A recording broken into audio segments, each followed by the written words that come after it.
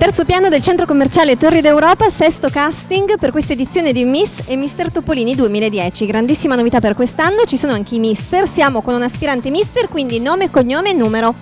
Raffaele Sinkovic, numero 36. Perfetto, allora sei davanti alle telecamere di Mister Topolini, presentati, raccontaci qualcosa di te, così il pubblico può votarti e conoscerti. Cosa fai nella vita? Dunque, nella vita recito, sono un attore prevalentemente di teatro, ho fatto anche qualcosa in cinema e in televisione. Quindi dove possiamo vederti in TV? Racconta. Ma ho fatto 2 fiction, Un caso di coscienza 2 e Fidati di me, e adesso è in uscita un film che si chiama Missione di pace, dove ho fatto una particina In TV o al cinema? al cinema, quest'ultimo. Bene, allora terremo d'occhio. Altre passioni? Ma la recitazione è la mia passione, tra l'altro se andate sul mio MySpace trovate anche questi video caricati, se non avete già visto le puntate, e anche qualcosa dove canto, che è una mia passione anche cantare.